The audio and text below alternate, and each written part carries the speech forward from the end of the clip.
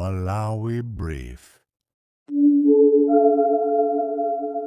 Omvera tikupasirani zomwe zachitika kummawa ku Parliament makamaka zomwe achita aphungu amenewa achipani cha MCP.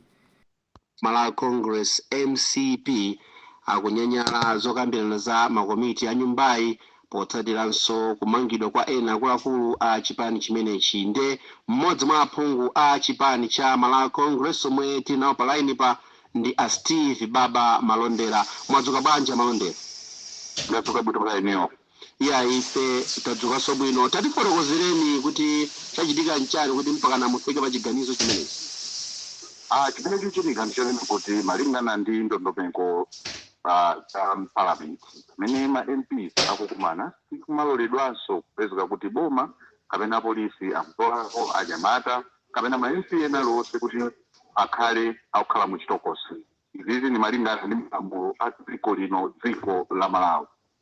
Poyamba atamangidwa Mkuyu munthawi ngati inoyo inakamba nawo ngati Parliament mwabwinobwino, ndipo Parliament inalembera anzathu a polisi kuti chonde iye ndilemekeze malamulo a dziko la Malawi.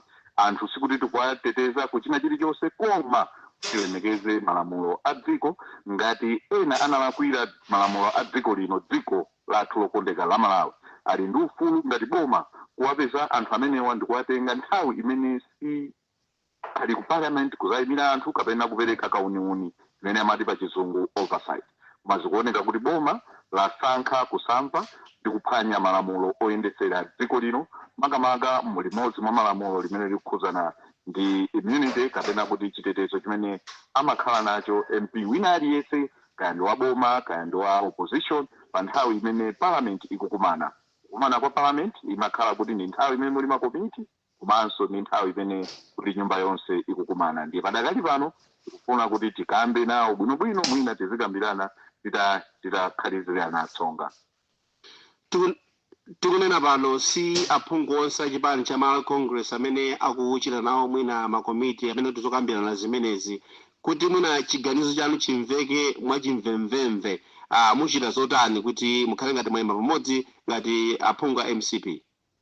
Pano pamene tikuyankhulana pano aphungu amene ali odziwa kuti dziko la Malawi limene limasatira malamulo amenenso ali chipani cha Malawi Congress Party komanso ena independent, ngakhale ma MP ena a DPP akuona kuti malamulo akuphwanyidwa.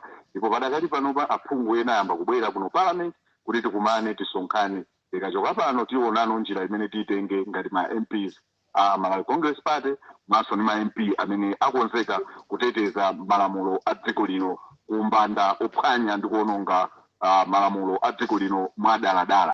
Brief in English, Honorable Malondera, we understand you are absconding parliamentary committee meetings following the arrest of some of your key members in the Malawi Congress Party.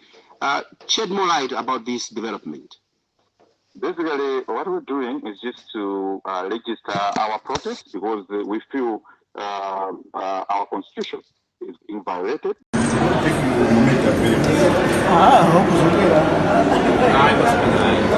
That's just my shit. Hey,